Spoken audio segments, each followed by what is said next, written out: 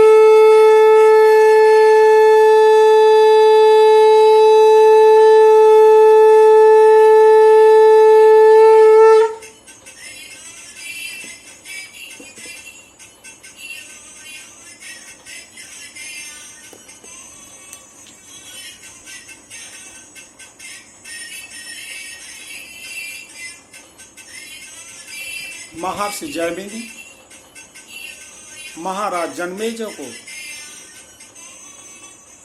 कथा सुनाते हुए कहते हैं, हे राजन, अपने भाई निशुंभ का वध सुनकर के बहुत तेजी से दौड़ा, माता की ओर झपट्टा मारता है, 8 भुजाओं से अपने को सुसज्जित कर लिया है और भयंकर एक अग्नि ज्वाल पिंड भेजता है। माता ने उसी ज्वाल पिंड के दूने स्वरूप में भयंकर ज्वाल पिंड संप्रेषित करती हैं, उसकी ओर मारती हैं। उसके द्वारा भेजी हुई ज्वाल पिंड समाप्त हो जाती है। इसके बाद माता दौड़ती, वो भी दौड़ता है और माँ ने ऐसा घूसा मारा, शुंभ को पृथ्वी पर गिर गया और बेसुध हो गया।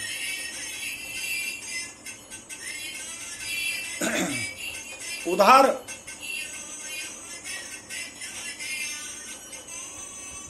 निशुंभ भी मरा हुआ नहीं है।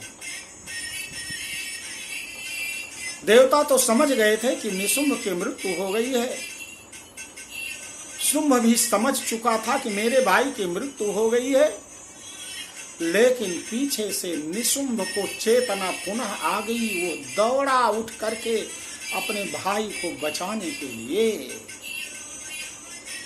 ततो निशुंभा संप्राप्य चेतनाम आत्तकार्मुकः आजघान शरैर्देवीं कालीं केसरिणं तथा पुनश्च कृत्वा बाहूनामयुतं धनुजेश्वरः चक्रायुधेन दितिजश्छादयामास चण्डिकाम्। ततो भगवती क्रुद्धा दुर्गार्तिनाशिनी चिच्छेद तानि चक्राणि सोशरैः सायकांशतान्। ततो निशुंभो वेगेन गदम आदाय चंडिकाम् अभ्यधावत वैहन्तुं दैत्यसेना समावृता। तस्यापतत एवासु गदां चिच्छेद चंडिका खड्गेन सितधारेण साचा शूलम समाददे शूलहस्तं समायान्तं निशुम्भम् अमरार्दनम् हृदि विव्याध शूलेन वेग विद्धेन चंडिका भिन्नस्य तस्य शूलेन हृदयान्निःसृतो अपरः महाबलो महावीर्यस्तिष्ठेति पुरुषो वदन। इतने में निशुंभ को चेतना आई और उसने धनुष हाथ में लेकर के बाणों द्वारा देवी काली तथा सिंह को घायल कर दिया।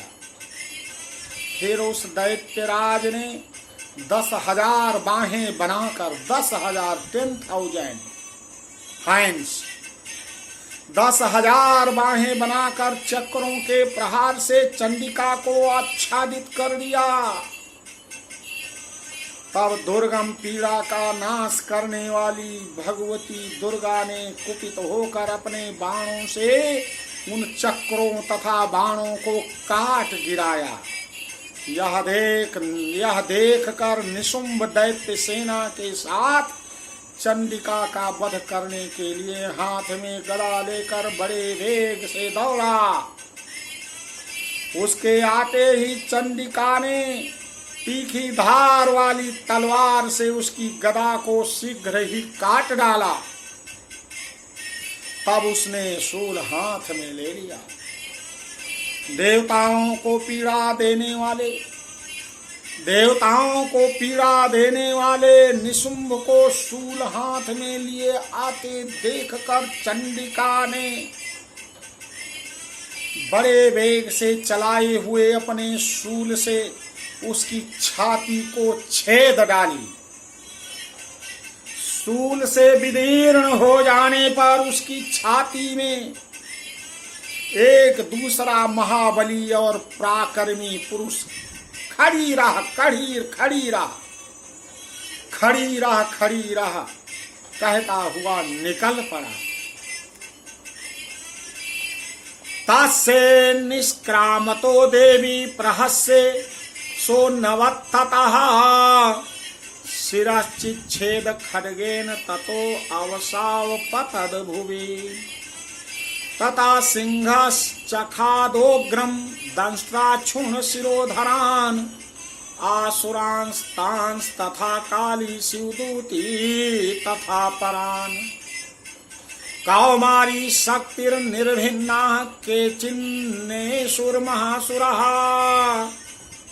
ब्रह्माणी मंत्रपूतेन तोयेनान्ये निराकृताः माहेश्वरी त्रिशूलेन भिन्ना पेतुस्तथा परे वाराही तुंडघातेन केचिच्चूर्णीकृता भुवि खंडम खंडम चाचक्रेण वैष्णव्या दानवाः कृताः वज्रेण चैन्द्री हस्ताग्र विमुक्तेन तथा परे। उस निकलते हुए पुरुष की बात सुनकर देवी ठठा करके हंस पड़ी। जो वह पुरुष निशुंभ के छाती में शूल लगने के कारण उसकी छाती जब विदीर्ण हो गई, फट गई, तो उसमें से एक पुरुष निकला और कहता, रुक जा देवी, रुक जा, ठहर ठहर। उसकी इस बात को सुनकर के देवी ठठा कर हंस पड़ी और खड्ग से उन्होंने उसका मस्तक काट डाला। फिर तो वह पृथ्वी पर गिर पड़ा। तदनंतर सिंह अपनी दाढ़ों से असुरों की गर्दन कुचलकर खाने लगा। यह बड़ा भयंकर विभत्सात्मक दृश्य था। उधर काली तथा शिवदीप्ति उधर काली तथा शिवदूती ने भी अन्य दैत्यों का भक्षण करना आरंभ कर दिया।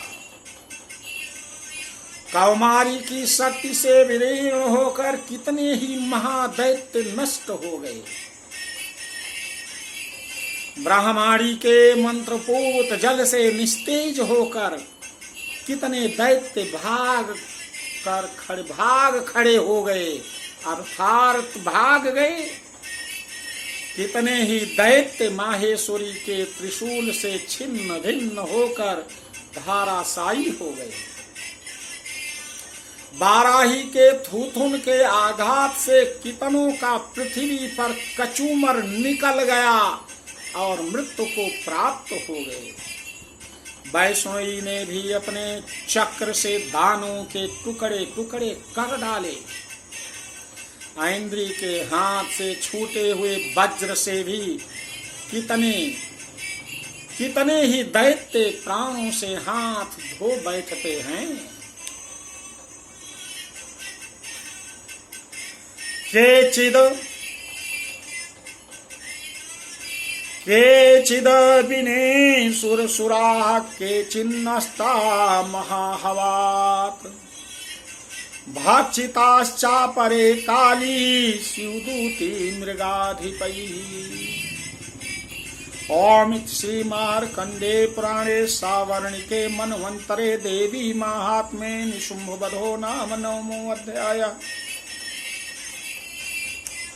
कुछ असुर नष्ट हो गए निशुंभ के वध के बाद,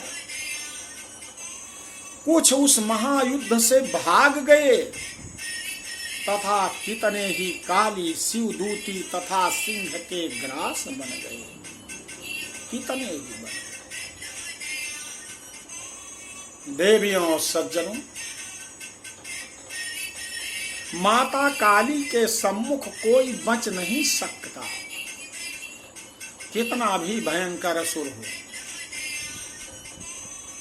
आज भी मनुष्य संपूर्ण ब्रह्मांड में अपनी सत्ता स्थापित करने के लिए और स्वयं ब्रह्म बनने के लिए उतावला है, लेकिन माता ने एक वायरस छोड़ दिया जिससे नाक और मुंह मूंदे मूंदे व्यक्ति घूम रहा है, उससे निजात नहीं पा रहा है। पालो निजात। जितने बहुत बड़े कहते हैं कि मैं भगवान हूं, भगवान बनते हैं, देवियों का स्वरूप धारण करते हैं, देवी बनती हैं, माता बनती है। आदि शक्ति माता तो एक ही है, जगदम्बिका माँ, आदि शक्ति माँ, परा अम्बा माँ।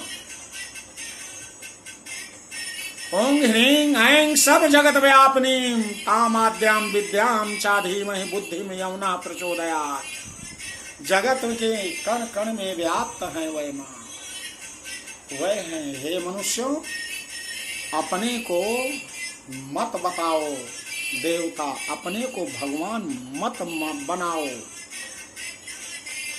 हम लोग तो उसी परम सत्ता परमेश्वरी पराम्बा के अंश के भी हजारों अंश से भी बदतर हैं। उनकी छाया चरणों की मिल जाए, हमारा समस्त जीवन मंगलमय बन जाएगा। जो कुछ माँ ने दिया है तो दियम वस्तु गोविंदम तुभ्यमेव समर्पये, तुम्हीं को समर्पण करते हुए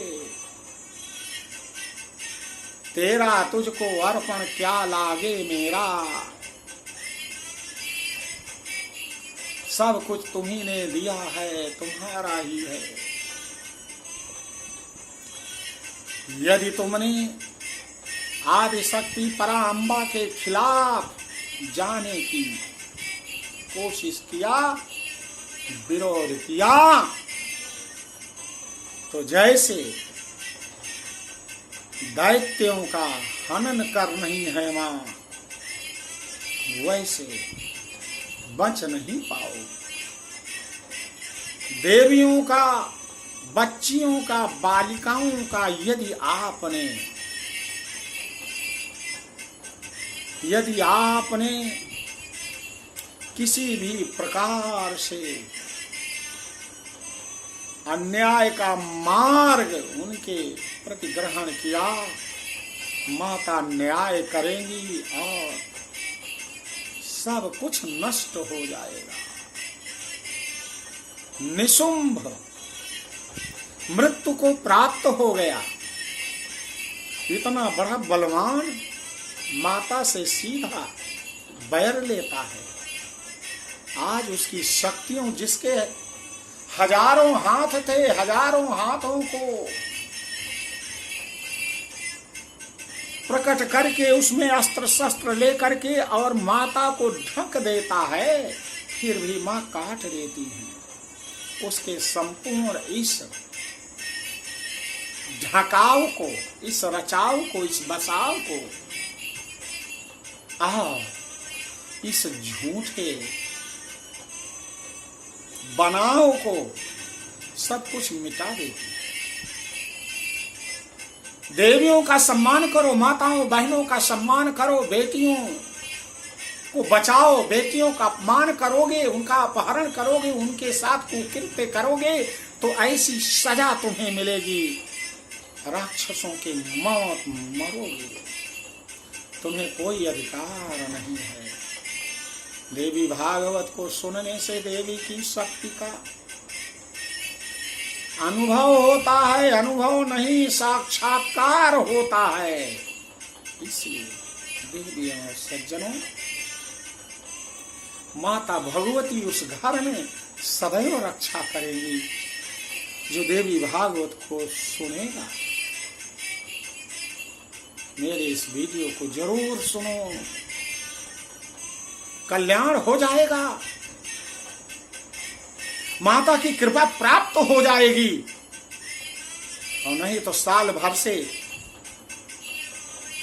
कोरोना के संकट काल में ग्रसित हो करके अपने भाई और बहनों के साथ जो रहते आए हो, ग्रसित हो गए हो, उनको देखने के लिए नहीं पहुंच पाए हो। एक वायरस से तुम लड़ नहीं सकते हो। मुंह में पट्टी बांधकर, नाक और मुंह को ढांक कर हम लोग चोरों की तरह घूम रहे हैं, मुख नहीं दिखा पा रहे। बचा सकती है माता शक्ति, माता अंबा।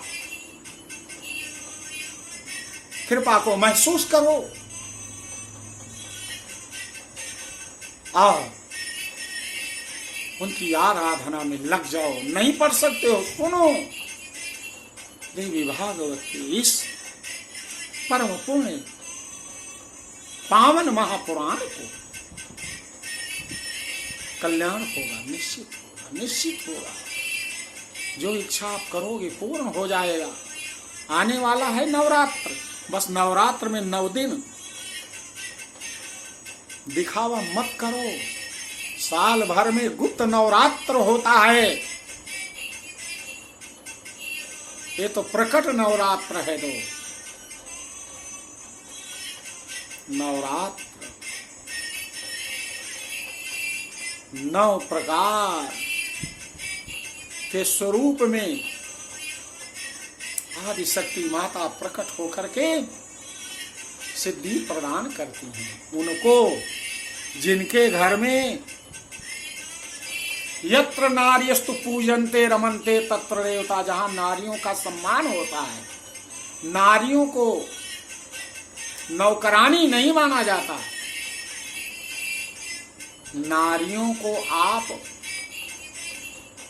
नौकरानी मान करके अपशब्दों का प्रयोग करते हो, उनके दुख और पीड़ा को नहीं समझते हो। बेटियों और बच्चियों को अपमानित करते हो, बुरा व्यवहार करते हो, मन कर्म वाणी से उनको कष्ट पहुंचाते हो। तो ऐसे कष्ट पहुंचाने वाले का तो केवल विनाश कर देती है माता। क्योंकि इन बेटियों और नारियों और देवियों को दुख देने वाली आज नारी ही नारी की शोषण करने वाली शत्रु बनी हुई है। तो हे नारियों, हे देवियों, डरो, डरो, कुछ करो जिससे तुम्हारे अंदर परिवर्तन हो। उसका एक ही कारण है, देवी भागवत महापुराण को सुनो, फ्री में सुनो।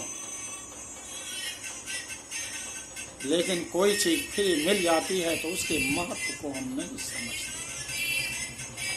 आदि शक्ति माता भगवती सबका कल्याण करें। बोलो आदि शक्ति माता भगवती की जय।